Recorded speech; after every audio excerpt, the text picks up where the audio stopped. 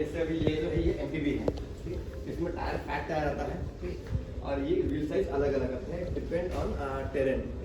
और दूसरा एक आता है रोड बाइक, इसमें बहुत पतले टायर आते हैं। तो रोड बाइक जो होता है सिर्फ ऑन रोड चल सकता है, लेकिन MTB में क्या होता है कि MTB आपका ऑन रोड में फ्रिक्शन ज़्यादा रहता है, तो उसमें स्पीड कम हो जाती है, ठीक है। और रोड बाइक जो है पतले टायर के वजह से आपको ऑफ रोड में या थोड़ा सा ऑफ रोड नहीं जा पाते, ठीक है। तो उसमें लिमिटेशन बहुत ज़्यादा आती है, तो उसके लिए बेसिक एक हाइब्रिड भी आता है जिसका टायर थोड़ा सा मोटा होता है और डायमीटर बड़ा होता है, ठीक है। तो वो आप हाइब्रिड जो है हर जगह भी यूज़ कर सकते हो, सिटी राइड हो या आपका थोड़ा बहुत ऑफ रोड हो। तो ये बेसिकली 3 कैटेगरी है साइकिल्स की, बेसिकली इंडिया में नॉर्मल हम लोग यूज़ करते हैं, ठीक है।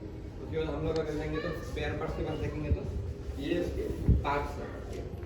जैसे अभी आप गियर देखेंगे कि उसमें 7 गियर आते हैं, 8 गियर आते हैं, 9 गियर आते हैं, 21 गियर, 27, 24 गियर, 27 गियर्स में ये आते हैं, ठीक है। उसमें 2 टाइप के गियर होते हैं, ये होता है कैसेट होता है ये, और एक स्प्रॉकेट है, ठीक है। तो ये बेसिकली आता है 7 स्पीड के लिए, जो कि 1 पीस स्प्रॉकेट होता है, ठीक है, जिसमें पूरा फ्री व्हील बॉडी इस पर लगा होता है, ठीक है। और ये होता है कैसेट, इसको बोलते हैं। बेसिकली ये 8 speed, 9 speed, 10 speed, 11 speed, 12 speed में होता है, ठीक है। इस पर फ्री ऑफ बॉडी नहीं होता, फ्री व्हील का बॉडी इस पर नहीं होता, वो बॉडी होता है हब पे, ठीक है। तो ये डायरेक्टली पूरा वन पीस अलग से ये कैसेट आता है जो कि स्लाइड होकर लॉक हो जाता है हब में, ठीक है। तो ये 8 speed, 9 speed, 10 speed, 11 speed, 12 speed के लिए आता है, ठीक है। और बेसिक जो है 6 स्पीड, 7 स्पीड के लिए ये स्प्रॉकेट आता है जो कि पूरा 1 पीस होता है। इसके बाद अगर देखने जाएंगे तो केबल्स होते हैं, ठीक है। केबल में ये आउटर केबल है जो कि आप इसमें डिफरेंस देख सकते हो सर। नॉर्मली कन्फ्यूजन होता है कि कभी कभी क्या होता है कि आउटर केबल इनर केबल अलग अलग होते हैं, एक ही साइकिल में एक ही केबल लगे होते हैं। तो आप देख सकते हैं कि ये जो है आपका गियर आउटर है किस तरह से, ठीक है, और आपका ये ब्रेक आउटर है किस तरह से है, दोनों में डिफरेंस है, ठीक है। तो बेसिकली ये इसमें क्या होता है कि ये गियर में आपको पूरा कॉइल जो आपका टायर जो होता है उसका 1 पीस पूरा बाइंडिंग होता है एक साथ में। और आपका ब्रेक अगर आउटर देखेंगे तो इसमें आपका पूरा स्प्रिंग जैसा होता है, पूरा रोटेशन होता है। तो इसमें ब्रेक अप्लाई करके उसमें स्प्रिंग इफेक्ट होना चाहिए, इमीडिएट ब्रेकिंग नहीं हो सकता, उसमें इमीडिएट हो जाएगा तो साइकिल आपका पलटी हो जाएगा, इसलिए ये आउटर केबल इस तरह से होता है। और गियर में हमको एक्यूरेसी बहुत ज़्यादा चाहिए, उसमें स्प्रिंग इफेक्ट नहीं हो सकता, इसलिए गियर आउटर केबल इस तरह से बना होता है। देखा जाएगा तो ये हमारा गियर और ब्रेक का इनर केबल है। आप देख सकते हो यहाँ पे इसका एंड जो है अलग से एंड है, ठीक है। और ये बहुत पतला केबल है। ये पतला क्यों है? क्योंकि गियर को ज़्यादा प्रेशर की जरूरत नहीं होती गियर चेंज करते हुए, इसलिए इतना पतला है। और उसका जो ट्रैवल है बहुत ही स्मूथ होना चाहिए, इसलिए इतना पतला है। और ये इसका स्टॉपर है, होल्डर है, ठीक है। यहाँ पे देखने जाएंगे तो ये ब्रेक केबल है, ब्रेक केबल का ये MTB का ब्रेक केबल है, ठीक है। ये MTB का ब्रेक केबल का होल्डर अलग है और केबल थोड़ा मोटा है, क्योंकि ब्रेक हमको प्रॉपर लगना चाहिए, इसलिए ये थोड़ा स्ट्रॉन्ग होता है ज़्यादा। इसमें अलग अलग केबल आता है, जैसे रोड बाइक का केबल अलग होता है, ये केबल आपको लगता है MTB और हाइब्रिड में।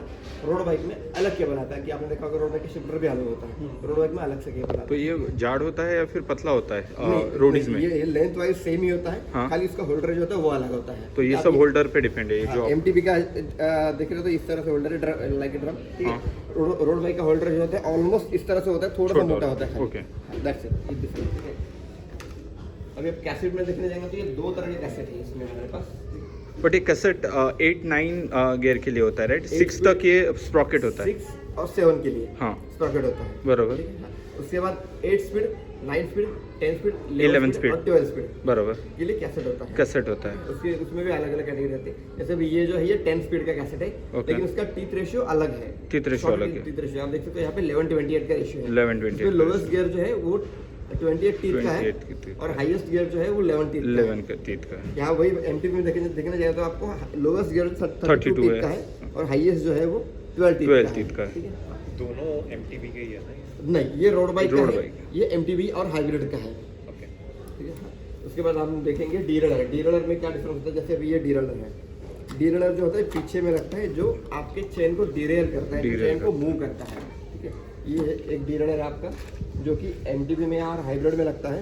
और तो दोनों का डीरेलर भी डिफरेंट होता है, MTB का और रोडीज और हाइब्रिड का। रोडीज और हाइब्रिड में शायद सेम लगता होगा। नहीं, MTB और हाइब्रिड में सेम लगते हैं, और रोड बाइक में अलग लगता है। अभी आप देख सकते हैं ये कैसेट जो है ना, ये MTB का है, तो इसका लोवेस्ट गियर बड़ा है, जिसमें टीथ ज़्यादा है, इसलिए उसको जो डीरेलर है उसका लॉन्ग केज डीरेलर है। ये जो इसको केज बोलते हैं, ये लॉन्ग है, ठीक है। तो ये क्योंकि इसको बड़ा ट्रैवल करना है यहाँ पे, लॉन्ग केज है, ठीक है। तो और ये देखने जाएंगे तो रोड बाइक का अगर देखेंगे तो इसका ये शॉर्टेस्ट लोएस्ट गियर इसका, तो इसको ट्रैवल कम होता है, तो इसका केज जो है छोटा केज है बेसिकली, ठीक है।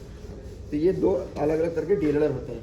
उसके बाद ये केबल जो हम लोग लगाते हैं ना, ये केबल को जहाँ पे केबल एंड होता है, जहाँ पे केबल माउंट होता है, वहाँ पे केबल का आउटर एंड आता है जो आउटर केबल को होल्ड करता है। तो ये ब्रेक केबल का ऐसे होता है, ब्रेक आउटर केबल का इस तरह से होता है, और गियर आउटर केबल का इस तरह से होता है। इसको फ्यूरल भी बोलते हैं। क्या बोलते हैं? फ्यूरल। फ्यूरल, हाँ ठीक है। तो ब्रेक आउटर केबल का अगर आउटर एक केबल एंड अगर नहीं लगाएंगे तो भी चलेगा, लेकिन गियर का लगाना जरूरी है। जिस तरह से आप देख सकते हैं कि इसके केबल में एंड में यहाँ पे पूरा ये पूरा बाइंड होता है ये तार से, तो ये आउटर इसको लगाना बहुत जरूरी है। ओके। उसके बाद ये जो पार्ट है इसको बोलते हैं bottom bracket. Bottom bracket normally हम पुराने साइकिल में देखते हैं कि जो जहाँ पे हमारा क्रैंक माउंट होता है वहाँ उस पार्ट का उस बेरिंग का सर्विस होता था पहले। उसको बराबर के उसका बॉल्स निकाल के बेरिंग्स निकाल के उसको नया बॉल ग्रिल्स लगा के नया बेरिंग्स लगा के उसको प्रॉपर ट्यूनअप होता है, उसका प्रॉपर प्लेस सेट होता है। तो ये जो है ये वन पीस काटरे है, इसमें वैसा कुछ भी नहीं है। ओके। ये जो चीज़ है जिसपे आपका क्रैंक माउंट होता है और ये साइकिल के क्रैंक जहाँ पे हम लोग पैडल करते हैं। बराबर। तो ये जो पुराना सिस्टम से ये पूरी तरह अलग है।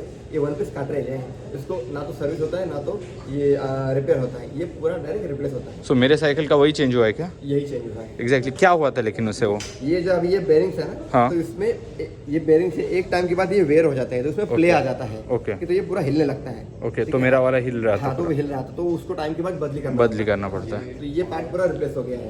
इसमें यहाँ पर होता है? नहीं, यहाँ पर होता है जहाँ पे क्रैंक सेट के यहाँ पर जो आपका 2 स्पीड या 3 स्पीड क्रैंक होता है, तो वो इस पे माउंट होता है बेसिकली। तो इसमें अलग अलग कैटेगरी आते हैं, अलग अलग टाइप के आते हैं, ठीक है। तो ये बेसिक बॉटम ब्रैकेट है, इसको स्क्वायर टैपर्ड बॉटम ब्रैकेट बोलते हैं। Square tapered bottom bracket. Normally कोई भी बेसिक साइकिल हो, थोड़ा सा एडवांस हो या मिड रेंज का साइकिल हो, उसमें आता है। उसके बाद और एक जो आता है ऑक्टालिंक आता है। ऑक्टालिंक में क्या होता है कि सेम बॉटम ब्रैकेट रहता है, लेकिन उसका एक्सेल जो होता है वो पूरी तरह होलो रहता है। ओके। बहुत ही रेयर साइकिल में होलो मतलब असा खाली असतो, मोकळा असतो आतमध्ये। हाँ, उसका ये जो एक्सेल जो है थोड़ा बड़ा रहता है, राउंड शेप में रहता है, उसको स्पाइन होता है। ओके। और वो पूरा अंदर से होलो रहता है, एम्प्टी रहता है। ओके, एम्प्टी रहता है। तो वो ऑक्टालिंक होता है उसको। और उसमें उससे भी एडवांस अगर जाएंगे तो एक प्रॉपर होलो बॉटम आता है, क्योंकि पूरा का पूरा बॉटम एकदम लाइट वेट रहता है। इसमें खाली बेरिंग्स रहते हैं। ओके। इस साइड बेरिंग, इस साइड बेरिंग, खाली बेरिंग्स रहते हैं, जो बेरिंग फ्रेम में माउंट होते हैं। और उसका एक्सेल जो है वो क्रैंक में होता है, वो पूरी तरह होलो रहता है। तो वो होलो बटन रहता है, एकदम सुपर लाइट रहता है। तो बेसिकली जो महंगे रोड बाइक्स आते हैं जो जिसका कॉस्ट ऑलमोस्ट 80 या 90,000 के ऊपर रहता है, या फिर हाइब्रिड रहते हैं या फिर एमटीबी रहते हैं, जो 80-90,000 के ऊपर रहते हैं, उनमें होलो बॉटम आता है उसको लाइट वेट बनाने के लिए। लाइट वेट बनाने के लिए। तो वो बॉटम ब्रैकेट की अलग अलग कैटेगरीज है। ये है बॉटम ब्रैकेट, और ये हो गया हमारा basic spare part introduction. Right. अभी हम लोग देखेंगे कि हमारा बाइक का जो वर्कशॉप रिपेयर का मेन टॉपिक है, हाँ, बेसिक रिपेयर। बराबर। तो ये हमारा एक बेसिक बाइक है, ठीक है। ये 21 स्पीड का बाइक है, जिसमें यहाँ पे 7 गियर है, यहाँ पे 3 गियर है, और यहाँ पे इजी शिफ्टिंग है। इसे फायर शिफ्टर भी बोलते हैं, थंब शिफ्टर भी बोलते हैं ना? थंब शिफ्टर है, फायर शिफ्टर बोल सकते हैं, better way easy shifter. Easy shifters. एक अलग से शिफ्टर आता है, रोटेट शिफ्टर, जिसको हाथ से रोटेट। जो मेरा वाला है वो ग्रिप शिफ्टर बोलते हैं उसे। रोटेट शिफ्टर बोलते हैं, वो बहुत पुराना हो गया अभी। हाँ। और उसमें एक्यूरेसी थोड़ी ऊपर नीचे होता है, बराबर। क्लिक शिफ्टिंग जो है इसकी एक्यूरेसी परफेक्ट होता है। राइट। गियर में गियर ट्यूनिंग मिसमैच करने में कोई चांस नहीं होता। बराबर। तो बेसिकली इसमें क्या होता है कि कभी कभी क्या होता है, हम लोग राइड कर रहे होते हैं ना, तो कभी कभी हमारा ब्रेकडाउन होता है, या कभी कभी क्या होता है कि साइकिल रख के केबल खराब होते हैं। तो उसमें क्या होता है, उस कंडीशन में कभी कभी क्या होता है कि गियर आपका जो है प्रॉपर ट्यूनिंग नहीं होता। साइकिल चलते वक्त गियर बहुत नॉइस करता है, चैन आपका जैम करता है। तो उसमें उस कंडीशन में क्या करना है कि बेसिकली ये जो पार्ट है रियर डीलर बोलते हैं इसको। Rear dealer. इसमें 3 पार्ट अलग अलग होते हैं। ये होता है केज, ये होता है बॉडी, और ये होता है बैरल नट। बराबर। तो आपको ट्यूनिंग के लिए ना तो इसको टच करना है, तो इसको टच करना है, आपको यहाँ पे इसको टच करना है। ये वायर के ऊपर नहीं, ये बैरल नट है। बैरल नट। ओके। हाँ, ये ऑपरेट करता है गियर का पूरा डीलर किस तरह से काम करेगा। ओके। ठीक है। हाँ, तो अगर आपका गियर नीचे नहीं उतर रहा है, ठीक है, तो बेसिकली इसको हल्का सा हम लोग टाइट करते हैं। ओके। तो इसको टाइट करने से क्या होता है कि ये जो बैरल नट का जो इनर पार्ट है वो अंदर चला जाता है, और केबल का प्रेशर थोड़ा सा कम हो जाता है। ओके। तो आपका गियर जो है डीलर जो है इजी से रिलीज हो जाता है, नीचे उतरता है। नीचे मीन हाई गियर में आता है। ओके। हाँ। अगर आपका गियर लो गियर में नहीं जा रहा है, ठीक है, आपका जो डीलर लो गियर में नहीं जा रहा है, तो इसको बेसिकली हम लोग थोड़ा सा टाइट करते हैं। हाँ। इसको थोड़ा सा हम लोग Loose करते हैं। लूज कि एंटी क्लॉकवाइज इसको रोटेट करते हैं। ओके एंटी क्लॉकवाइज रोटेट होने से क्या होगा कि ये जो है इसका प्रेशर बढ़ जाएगा, केबल पे प्रेशर आएगा, केबल खींच जाएगा इसका, खींच जाएगा। और ये जो डीलर है थोड़ा सा ऊपर चला जाएगा। बरोबर। तो इससे क्या होगा कि आपका चेन जो है वो थोड़ा ऊपर मूव करेगा और शिफ्टिंग इसका इजी हो जाएगा। ठीक है, ये हो गया एकदम बेसिक यूज़। कभी कभी क्या होता है साइकिल हमारे गिरता है, यहाँ पे इम्पैक्ट लगता है, बराबर। ठीक है? और ये जो हैंगर है ना, हैंगर बेंड हो जाता है। बरोबर। तो इस केस में हम लोग क्या कर सकते हैं कि हम लोग ये मल्टी टूल है, ठीक है, ये बेसिकली हम सबको रखना है।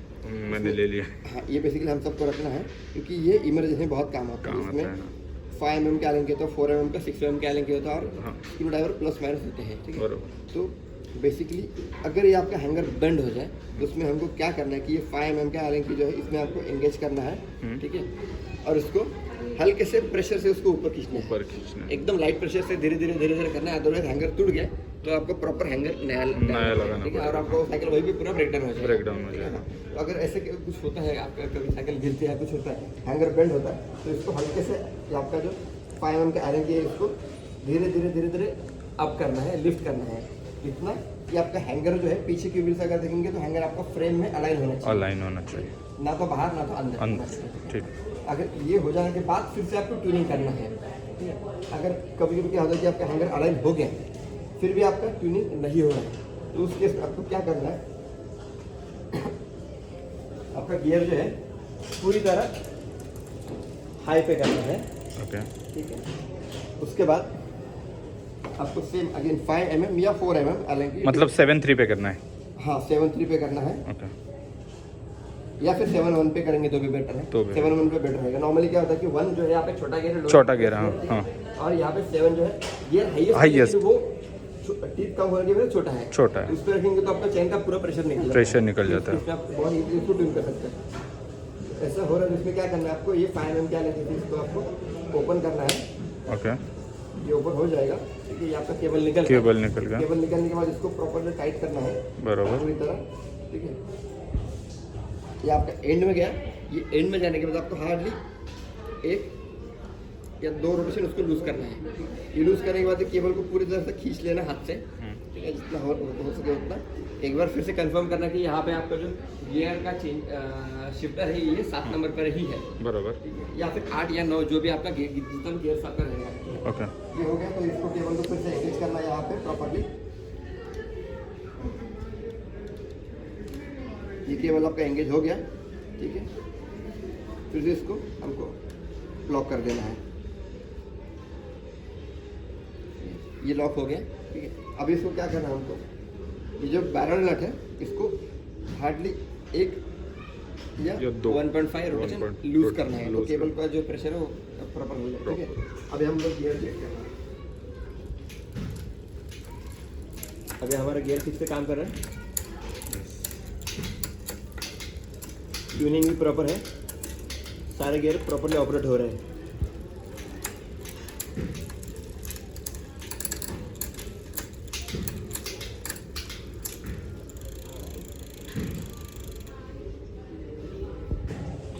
ये हो गया हमारा गियर का ट्यूनिंग। ये रियर डिलर में, ठीक है।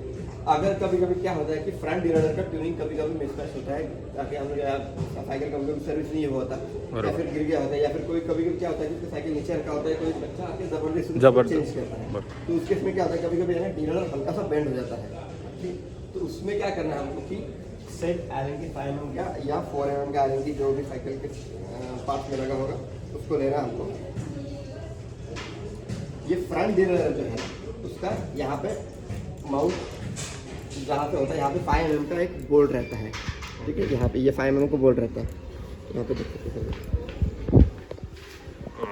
ठीक। ये 5 mm बोल्ट है, ठीक है। बरोबर। इसको लूज करना है, इसको लूज करके आपका डिलर जो है उसका अलाइनमेंट सही से करना है, इसका अलाइनमेंट सही से करना है, ठीक है। इतना कि ये आपका जो केज है, ये डिलर केज जो है, फ्रंट डिलर केज, ये आपको क्रैंक का जो चेन रिंग है उससे अलाइन पैरेलल होना चाहिए, उसको अलाइन होना चाहिए, ठीक है। ये इसको अलाइन होने के बाद इसको प्रॉपर्ली आपको टाइट करना है। ओवर टॉर्क नहीं करना है, प्रॉपरली खाली टाइट करना है। ओवर टॉर्क करेंगे तो टूट जाएगा। ठीक है, इसमें अभी आप देख सकते हैं इसका ये ट्यूनिंग सही से हो गया है। ठीक है,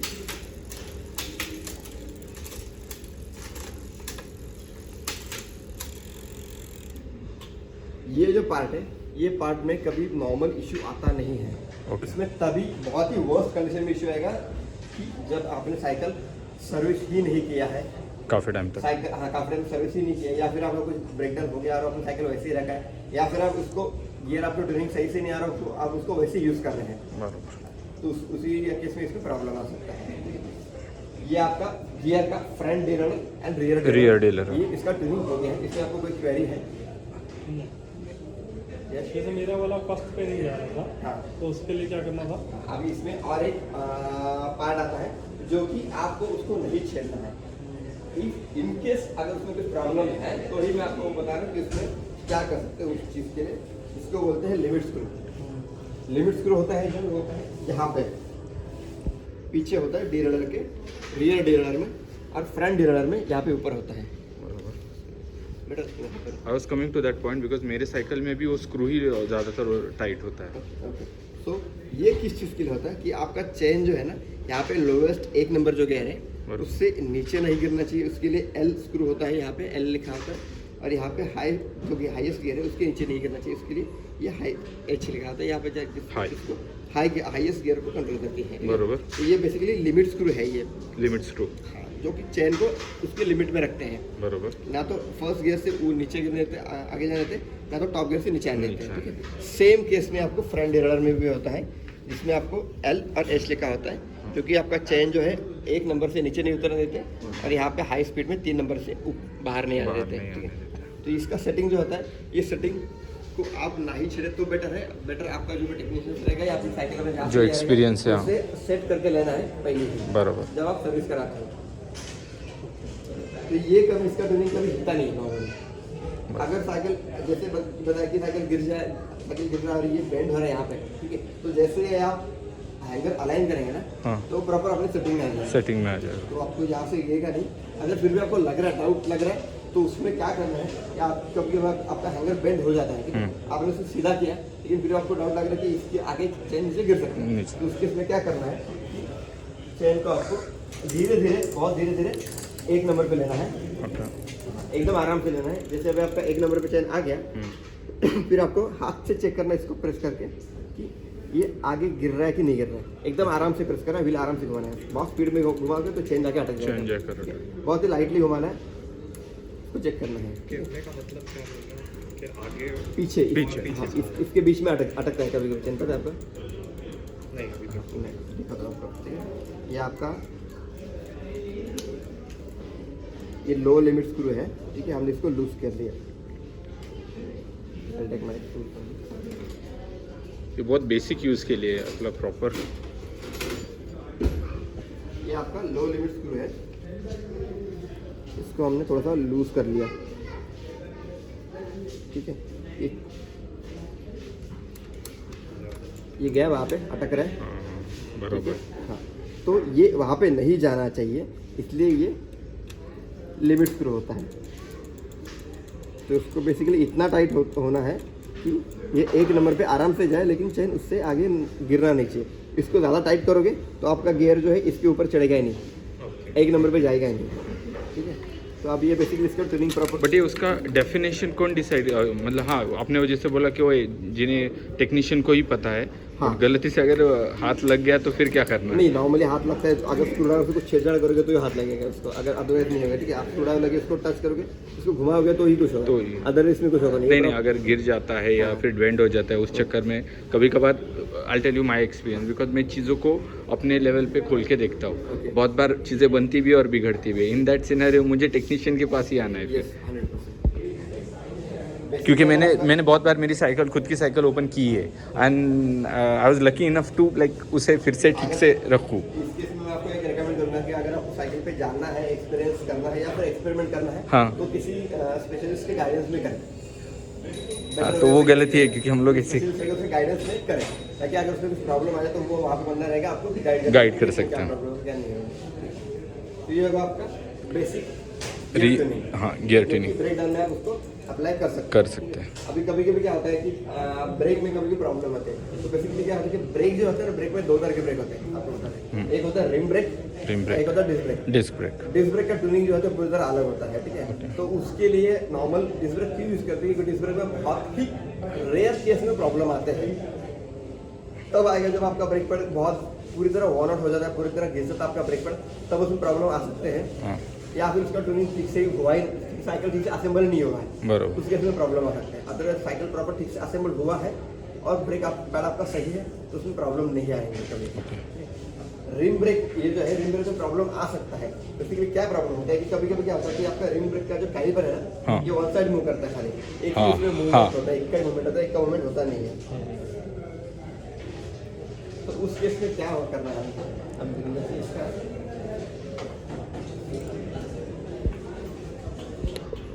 कभी कभी रिम में टेढ़ा हो जाता है। हो जाता है। अभी इसका एक ही कैलिपर मूव हो रहा है, बराबर, एक कैलिपर मूव नहीं हो रहा है, ठीक है। बराबर। तो उस केस में क्या करना है कि यहाँ पे जो स्क्रू दिए गए हमको, ठीक है, इस साइड में और इस साइड में, ये स्क्रू किस लिए होते हैं कि इसको जो है ना, ये इसका मूवमेंट सेट करने के लिए। तो ये स्क्रू जो है ना, ये प्लस स्क्रू ड्राइवर इसको लगता है।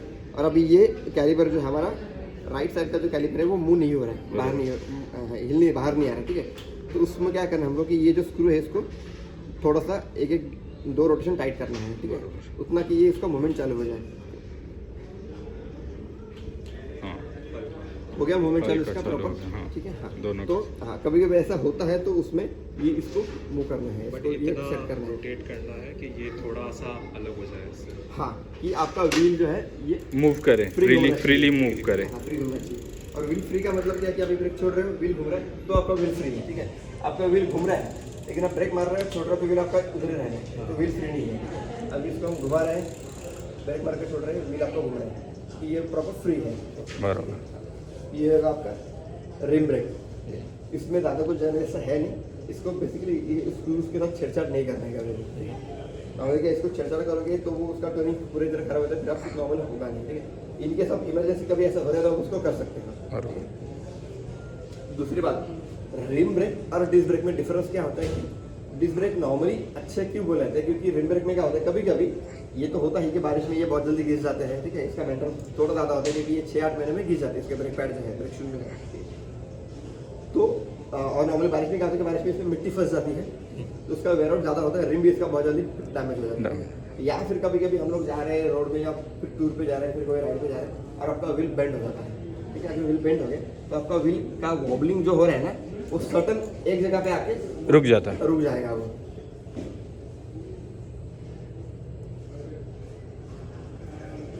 और वो आपका राइड जो है बैरिकेड करेगा, हर बार वो राइड को आपको डिस्टर्ब करता रहेगा। तो उस केस में क्या होता है कि अगर डिस्क ब्रेक रहेगा तो डिस्क ब्रेक का पूरा कंट्रोल यहाँ पे रहता है, ठीक है। या फिर खाली सिटी यूज है, उसके लिए रिम ब्रेक चल जाते हैं, कोई इशू नहीं, प्रॉब्लम एकदम परफेक्ट काम करेंगे, क्योंकि उसको नॉर्मली लॉन्ग राइड के लिए जाएगा नहीं, कुछ प्रॉब्लम आने वाला है नहीं। बराबर। तो अगर बेसिकली अगर टूर के लिए या फिर प्रॉपर राइड के लिए या फिर लॉन्ग राइड के लिए साइकिल लेकर हो तो डिस्क ब्रेक ही रिकमेंडेड है, डिस्क ब्रेक।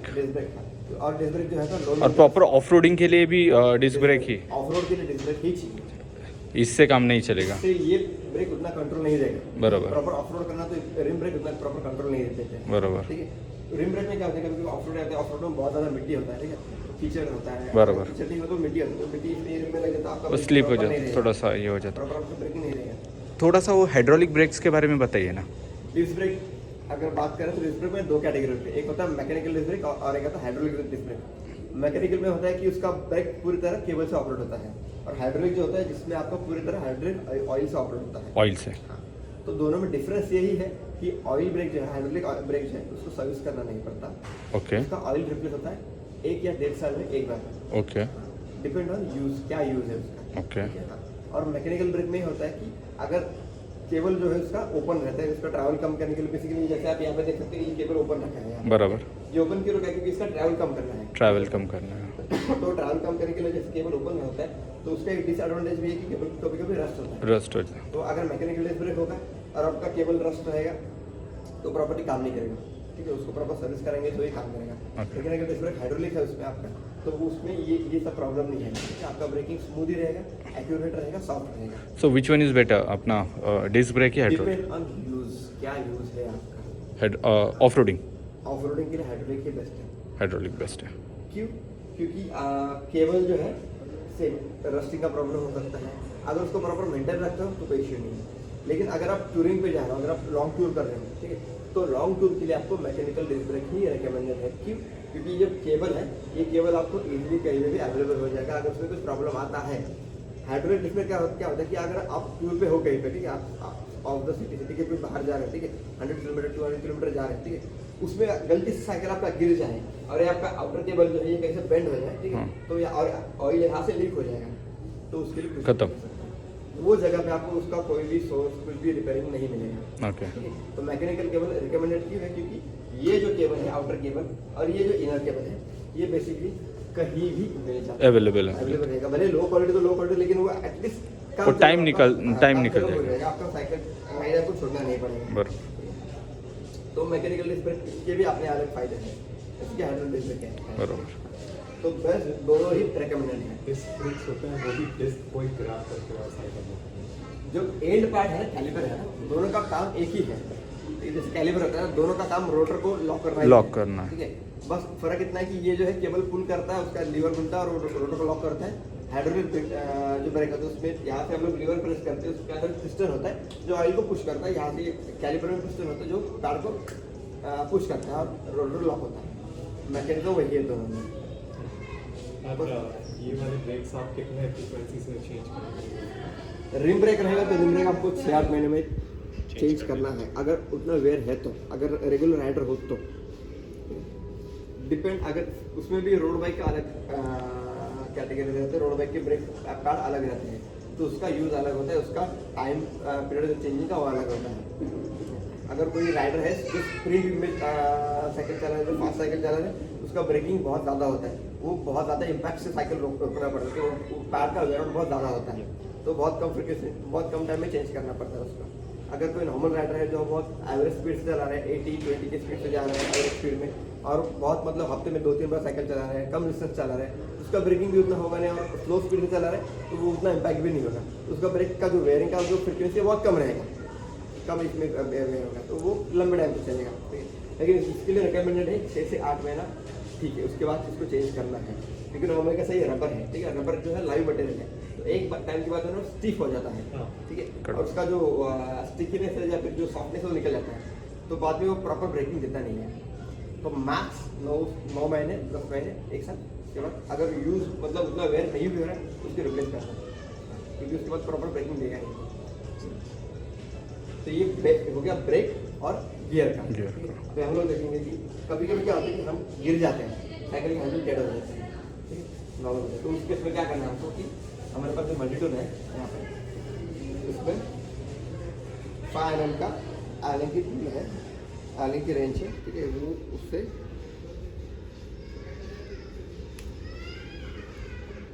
ये जो पार्ट है इसको बोलते हैं स्टेम, ठीक है, ये कभी कभी घूम जाता है, ठीक है, या फिर अलग साइकिल में अलग अलग पार्ट, जैसे अभी ये थ्रेडलेस हेडसेट है, कोई साइकिल में थ्रेडेड हेडसेट आता है।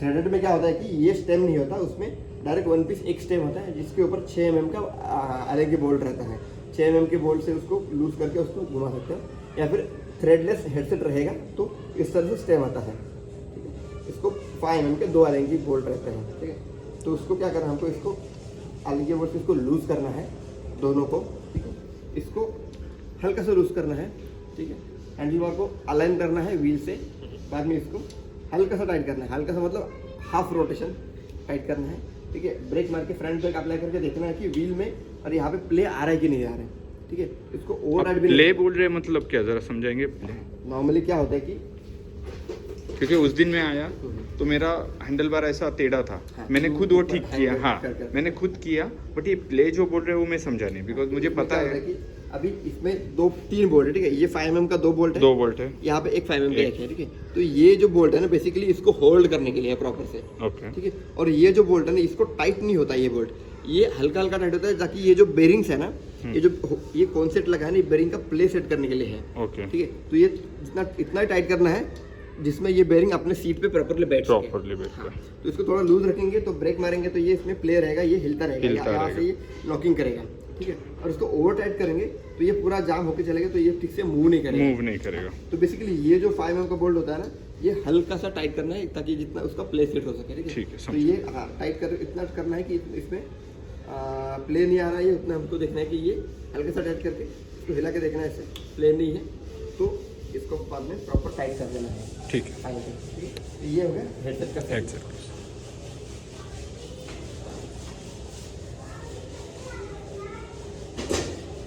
ये गियर कवर कर लिया है, बराबर ब्रेक्स कवर कर लिए, हेडसेट का अभी हमारा लास्ट और फाइनल सस्पेंशन सबसे बहुत ज़्यादा ज़रूरी है, जो कि रेगुलर हर एक राइडर के लिए वो प्रॉब्लम आता है पंक्चर का। तो इसमें बेसिकली अभी जो लेटेस्ट साइकिल्स है जो पिछले 10-15 साल से यूज़ करें, उसमें क्विक रिलीज सिस्टम आता है। क्विक रिलीज, ठीक है। क्विक रिलीज ये होता है कि अगर कभी पंक्चर हो जाए और हमको ट्यूब चेंज करना पड़े तो उसमें व्हील निकालना ईजी हो जाए, इसके लिए हमको टूल्स कैरी करने की ज़रूरत नहीं पड़े, ठीक है। तो बेसिकली इसमें क्या होता है कि एक की होता है जो व्हील को लॉक करके रखता है, ठीक है।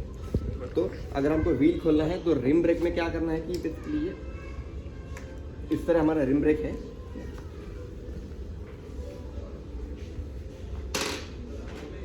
साइकिल को रखना है हमको स्टैंड पे, ओके। ब्रेक है, ब्रेक को होल्ड करना है यहाँ पे, ये जो पार्ट इसको बोलते हैं गाइड पाइप है ये, ओके, ठीक है। गाइड पाइप है, ये कैलिपर होल्डर है, ठीक है। तो ये दोनों को होल्ड करना है इस तरह से, इसको प्रेस करना है और इजीली निकल जाता है, ओके। सेम लगाते वक्त सेम प्रोसेस, इसको होल्ड करना है, गाइड पाइप को होल्ड करना है, इसको लॉक हो जाती है, ठीक है। ये लॉक हो जाने के बाद हमको क्या करना है कि एक बार कंफर्म करना है कि फ्री है या नहीं, ठीक है। तो इसको घुमा के रखना है, अगर फ्री घूम रहा है तो प्रॉपर ब्रेक प्रॉपर लगा आपका, और नहीं जाम घूम रहा है तो फिर से एक बार खोल के फिर से लगाना है। तो बेसिकली व्हील खोलना है हमको, तो हम लोग पहले ये ब्रेक ओपन करेंगे, ये ब्रेक ओपन हो गया आपका, बराबर। उसके बाद क्विक रिलीज की है, ये हमेशा राइट में रहता है, हमारे राइट में, साइकिल के नहीं। अगर साइकिल के सामने हम लोग खड़े रहते तो भाई ये हमारे राइट में आता है। क्यों राइट में आता है, उसके लिए दो रीजन है। पीछे के व्हील में क्यों राइट में होता है, क्योंकि पीछे के व्हील में लेफ्ट साइड में आपका पूरा गियर होता है, हाँ, स्प्रॉकेट होता है, बराबर। तो उसके लिए यहाँ पे उसको राइट में रखना है, और आगे के व्हील में उसको आप लेफ्ट में भी रख सकते हैं। लेकिन कभी अगर आपको ओपन करने का टाइम आ गया तो आपको क्या, आप सामने से बैठोगे यहाँ पे तो आपको राइट हैंड से इजीली ओपन कर सकते हो।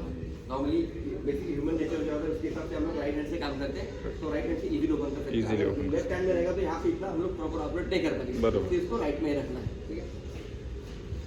और ये लीवर जो हम लोग इसको ये ओपन कर लिया हमने, ठीक है। ये लीवर ओपन करके इसको यहाँ पे होल्ड करना है, यहाँ से इसको रोटेशन करना है, इसको खोलना है हमको, इतना खोलना है कि पूरी तरह नहीं खोलना, इतना खोलना है कि व्हील हमारा निकल सके, ठीक है। अभी खोल दिया हमने, ये हमारा व्हील निकल गया, ठीक है।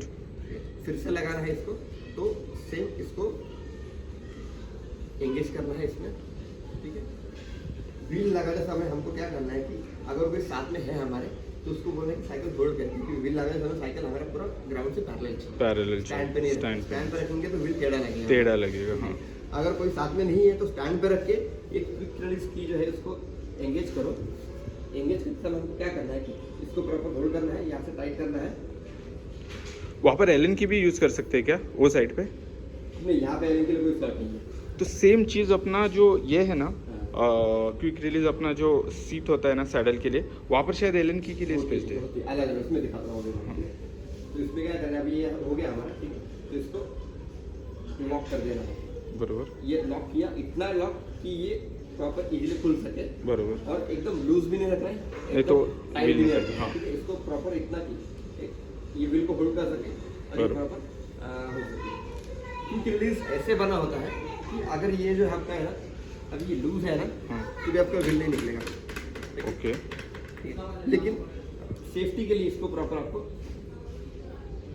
लॉक कर देना है, ओके। और ये लॉक जो कर रहे हैं इसका डायरेक्शन ऐसा होगा कि आप नेक्स्ट टाइम इसको इजीली ओपन कर सकते हो, बराबर, ठीक है। अगर इसके सामने ऐसा रखोगे यहाँ पे तो फिर वो मुश्किल होगा, ऐसा पहले रखोगे तो इसको आप हाथ ग्रिप नहीं फिर से मिलेगा, आप उसको ओपन नहीं कर पाएंगे, बराबर। तो इसको इस तरह से लॉक कर देना है, ये लॉक हो गया, ठीक है। अभी हमने साइकिल स्टैंड पर रख उसको लॉक किया है, ठीक है। तो थोड़ा सा टेढ़ा हो रहा है, तो उसके बाद में क्या करना है, तो हमने व्हील तो एंगेज कर लिया, साइकिल को ठीक से प्रॉपर खड़ा करना है, ग्राउंड से पैरेलल करना है, इसको फिर से खोल देना है, खोल देना। व्हील को शेक करना है एक बार, ठीक है, और फिर से इसको प्रॉपर लॉक कर देना है, ठीक है, ये हो गया। उसके बाद हम लोग ब्रेक लगाएंगे, ब्रेक। ये आपका रख गया ब्रेक, ठीक है। अभी जैसे हमने ब्रेक का देखा था, तो ब्रेक में आपको ये कैलिपर ऑपरेट नहीं हो रहा है यहाँ पे, बराबर। तो हम लोग इसको टाइट करेंगे।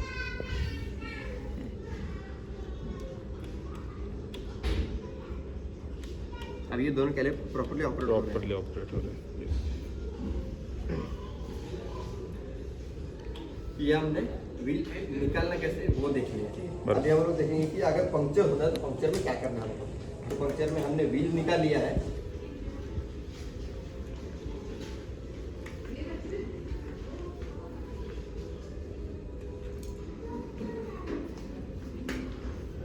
ये निकल गया हमारा व्हील।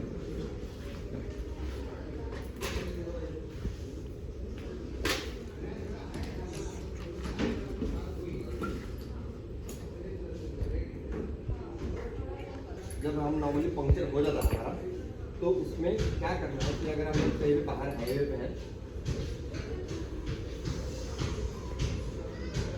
तो उस केस में हम लोग पंक्चर रिपेयर करने के चक्कर में नहीं पड़ना है हमको। उसमें जैसे कि हमको क्या करना है कि जब भी हम राइड पे जाते हैं ना, तो हमारा साइकिल का व्हील जो है उसका साइज देख लेना है, क्या साइज है टायर का। बराबर। तो जैसे ये 27.5 27.5 बाई 2.1। 2.1 तो वैसे हाइब्रिड अगर रहेगा तो हाइब्रिड का, या रोड बाइक रहेगा तो रोड बाइक का, साइकिल का जो भी व्हील साइज रहेगा उसका 1 या 2 स्पेयर ट्यूब साथ में रहना ही है, ओके। कैरी करना है। भले आप 4 किलोमीटर करो, 5 किलोमीटर करो, या फिर 100 किलोमीटर करो। अगर डिस्टेंस ज़्यादा है, 100-200 कर रहे हो, दूर पे जा रहे हो, तो बेटर है 2 स्पेयर ट्यूब साथ में रखना है। स्पेयर ट्यूब साथ में रखना है, स्पेयर ट्यूब साथ में रखने से आपको ये टायर लीवर है, ये टायर लीवर साथ में रखना है। ओके। स्पेयर ट्यूब रहेगा, टायर लीवर रहेगा, और एक पोर्टेबल पंप रहेगा आपका, तो आपको कोई भी पंक्चर वगैरह आपका राइड स्टॉप नहीं कर सकता। तो बेसिकली क्या करने की, आपका टायर पंक्चर है, ठीक है,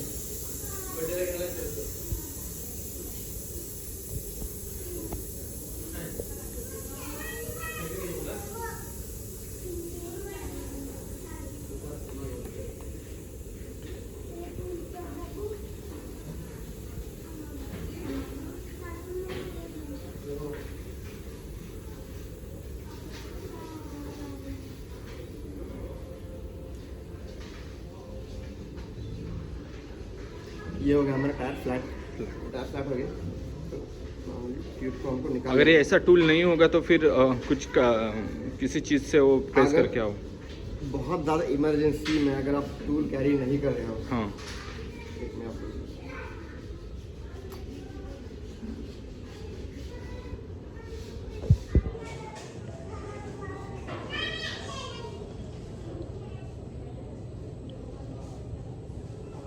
तो उस केस में क्या कर सकते हैं कि आपका जो क्विक रिलीज है ना, क्विक रिलीज, हाँ। क्विक रिलीज को यूज़ कर सकते हैं। ओके। लेकिन ये एक ही बार होगा, बार बार इसको नहीं करना है, क्योंकि ये रिम को डैमेज कर सकता है।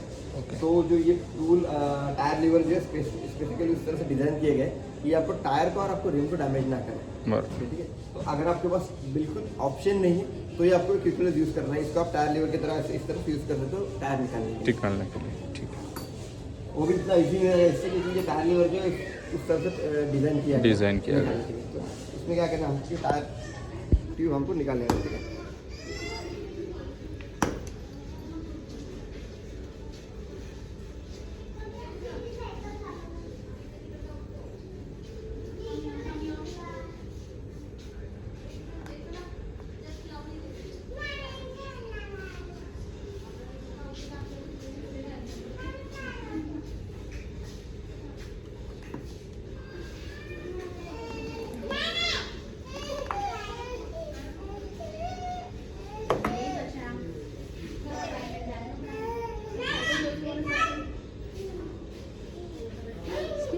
Yep. अपन बेबी साइकिल जो ऊपर से हम लोग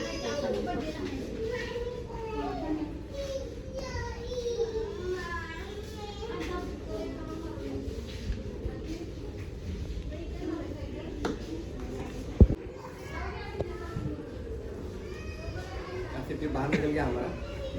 तो इसको यहाँ से टायर पीछे करके ये ट्यूब निकल गया। फिर आप ट्यूब में चेक करो पंक्चर कहाँ पे, उसको फोल्ड करके रख दो। और अगर आपको पंक्चर मिल रहा है तो उस पर पेन से मार्क करके रख दो, ताकि आपको नेक्स्ट आपको जो भी कोई मिले जहाँ पे ऑप्शन है जहाँ पे ट्यूब रिपेयर कर सकते हो लोकल साइकिल वाले, उसके पास जाके ट्यूब रिपेयर करवा लो और आपको साथ में आपका स्पेयर ट्यूब जो है, स्पेयर ट्यूब में आपको उसको एंगेज करना है। ठीक है, स्पेयर ट्यूब आपका ट्यूब आपने निकाल लिया। उसके बाद क्या करना है कि आपका टायर जो है ना, टायर आपका रिम से बाहर निकलना है। ये टायर आपका रिम से बाहर निकल गया। उसके बाद आपको टायर के अंदर पूरा चेक करना है कि कहीं पे कहीं नेल या फिर कोई कांटा अगर है तो वो पूरा चेक करना है, या कांच का पूरा आपको चेक करना है कुछ है तो। अब उसमें क्या होगा, अगर नहीं चेक करेंगे उसमें नया ट्यूब एंगेज करेंगे डालेंगे तो वो नया ट्यूब आपका पंक्चर हो जाएगा। तो आपको वो प्रॉपर्ली चेक करना है कि कुछ है या नहीं, आपका हाथ हाथ में लग सकता है। तो वो चेक करके प्रॉपर श्योर हो इसमें कुछ है तो फिर से आपको टायर लगा के नया ट्यूब एंगेज करना है। टायर जैसा हमने निकाला है वैसे ही आपको लगाना है। उसमें आपको रोड बाइक में या हाइब्रिड में चल जाता है, लेकिन रोड बाइक में और एमटीबी में टायर का डायरेक्शन रहता है। ठीक है, अब ये टायर नॉर्मली इसमें डायरेक्शन जैसा दिख रहा है आपको, ये आगे की तरफ जाए। ठीक है, इसमें नहीं समझ में आ रहा है तो हर एक टायर के ऊपर यहाँ पे लिखा होता है रोटेशन में।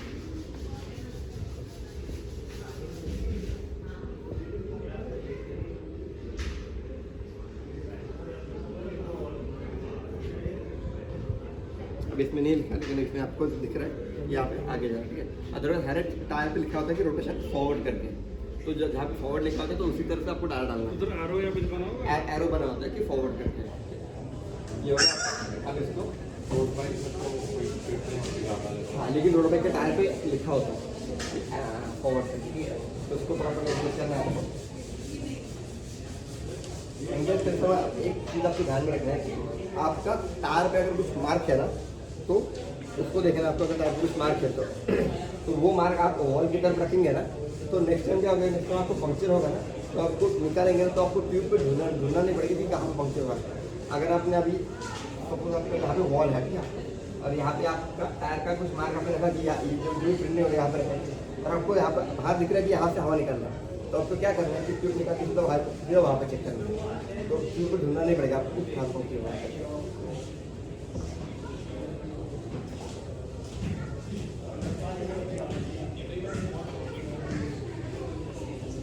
ये हो गया आपका टायर एंगेज। अभी आपको इसमें नया ट्यूब इसके अंदर जाएगा।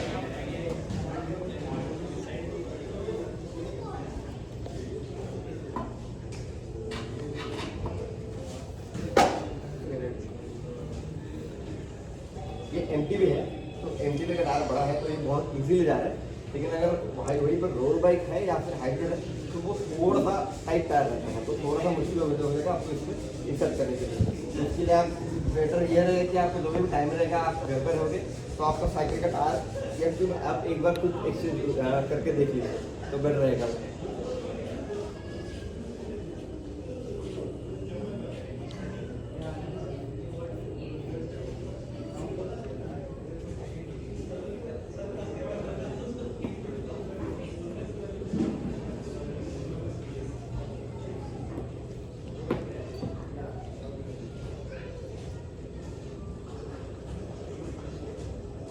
ये हो गया आपका टायर एंगेज। इसके बाद जब टायर लीवर लगाओगे तो प्रॉपर टायर लीवर यूज़ करना है और टायर लीवर एकदम केयरफुल लगाना है। कभी कभी क्या होता है कि आप टायर लीवर लगा रहे हो एकदम रैंडमली पावर से ताकत लगा रहे हो तो कभी कभी क्या होता है कि ये टायर लीवर से ट्यूब को पिंच हो जाता है। ओके, तो थोड़ा सा केयरफुल लगाना है, ज़्यादा उसमें कुछ तो होता है प्लास्टिक का ही, लेकिन थोड़ा सा केयरफुल यूज़ करना है हमको उसमें।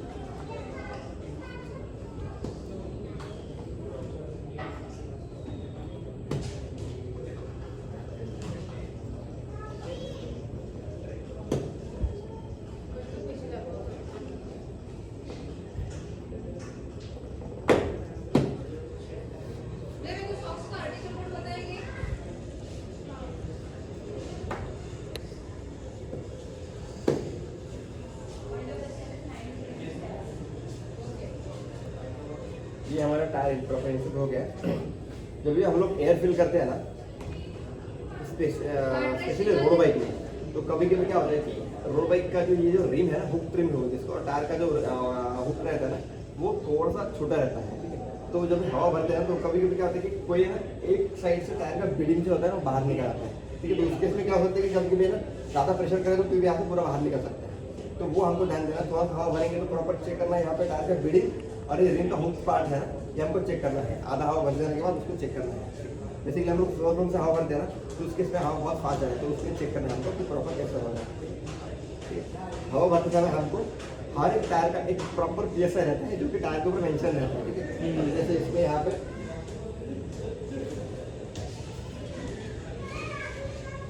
कितना प्रेशर मेंटेन करना है वो ना। हाँ यहाँ पे मेंशन किया है 65 PSI। तो 65 PSI मैक्स है इसके लिए टायर के लिए। तो आपको प्रॉपर 65 नहीं रखेंगे चलेगा, 65 प्रॉपर नहीं रखना है आपको रखना है 55 या 60। क्योंकि नॉर्मल कभी कभी क्या होता है कि हम लोग धूप में साइकिल चलाते हैं, रोड गर्म रहता है, ठीक है। तो टायर का जो गर्म होता है तो अंदर का हवा एक्सपांड होता है, एक्सपांड होता है। हाँ, तो बेसिकली हमको हवा 60 या 55 रखना है, 5 to 10 PSI कम रखना है इसमें हमको, ठीक है। बस सेम रोड बाइक के लिए कितना है? रोड बाइक के लिए बेसिकली होता है 90 to 200, डिपेंड ऑन टायर का क्या साइज है, टायर का क्या ब्रांड है और क्या यूज़ है। आपका इंड्योरेंस बाइक जो रहता है, ओपन रोड बाइक जो रहता है इंड्योरेंस के लिए, उसका PSI रहता है 110 120 मैक्स रहता है, बेसिक मिनिमम रहता है 90, ठीक है। और आपका ट्रैक बाइक जो रहता है जो कि प्रॉपर ट्रैक पे यूज़ होता है, या फिर रोड बाइक रहता है ओपन रेस के लिए लेकिन वो स्प्रिंट के लिए यूज़ होता है, तो उसका PSI रहता है 180 तक रहता है उसका PSI, 180 PSI। और जो ट्रैक पे यूज़ होते हैं, जो वुडन ट्रैक पे यूज़ होते हैं, उसका PSI 200 के आसपास होता है। तो वो टायर बहुत ही स्ट्रॉन्ग होता है और वो प्रॉपर अलग से, और वो ट्यूबलेस रहता है। जो इंड्योरेंस राइड रहता है, इंड्योरेंस राइड का साइकिल, कोई भी साइकिल ट्यूबलेस नहीं होता है इंड्योरेंस राइड के लिए, क्योंकि बेसिकली क्या होता है कि ट्यूबलेस रिपेयर करना इतना आसान चीज़ नहीं है। ट्यूबलेस का टायर जो है ना प्रॉपर रिंग को स्टिक रहती है, स्टिक किया रहेगा। तो अगर पंक्चर होता है तो आप ट्यूबलेस रिप्लेस करो, साइकिल चलाए सब होता है। तो जो इंड्योरेंस रहता है उसमें उसके लिए उसका प्रेशर कम रहता है, 110 120 तक रहता है, जो कि बहुत ज़्यादा इनफ है।